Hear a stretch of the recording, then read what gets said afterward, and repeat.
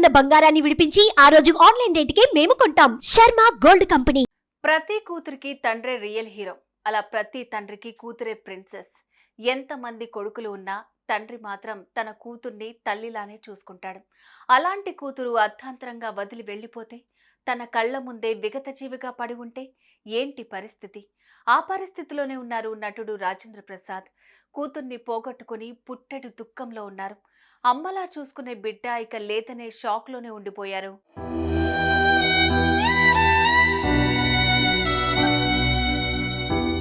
టాలీవుడ్ లో నట కిరీటిగా పేరు తెచ్చుకున్నారు రాజేంద్ర ప్రసాద్.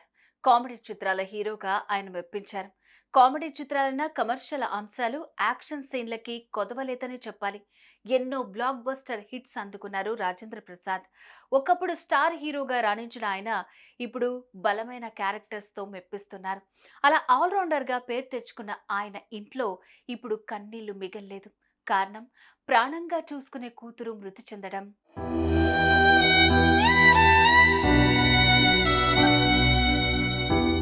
రాజేంద్ర ప్రసాద్ 10 ఏళ్ల వయసున్నప్పుడు అమ్మ చనిపోయింది. ఆ సమయంలో తాను పెద్దగా ఏడవలేదు. కానీ తల్లిని తన కూతుర్లో చూసుకుంటున్నానని పలుమార్లు ఆయన చెప్పారు. గాయత్రి అంటే తనకు ఎంతో ప్రేమ అని, పెద్దయ్యాక ప్రేమించి తనకు ఇష్టం లేని మ్యారేజ్ చేసుకుందని తెలిపారు. అది ఆయనకు నచ్చకపోయినప్పటికీ ఆ తర్వాత సర్దుకుపోయి కూతురుతో ప్రేమగా ఉండటం మొదలుపెట్టారు. పలుమార్లు ఆయన స్టేజ్ పై కూతురు గురించి గొప్పగా చెప్పారు. తల్లిని కోల్పోయినా కూడా నా బిడ్డలో చూసుకుంటున్నానని తెలిపారు.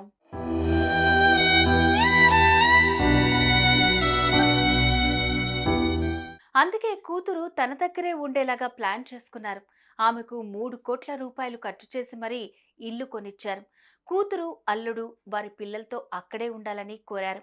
అంతేకాదు, ప్రతిరోజు మధ్యాహ్నం రాజేంద్ర ప్రసాద్ ఇంటి నుంచే కూతురికి భోజనం పంపేవారు.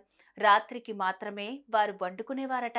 కూతురు ఏ చిన్న సమస్య వచ్చిందని చెప్పినా నేనున్నాను అని భరోసా ఇచ్చేవారు రాజేంద్ర ప్రసాద్.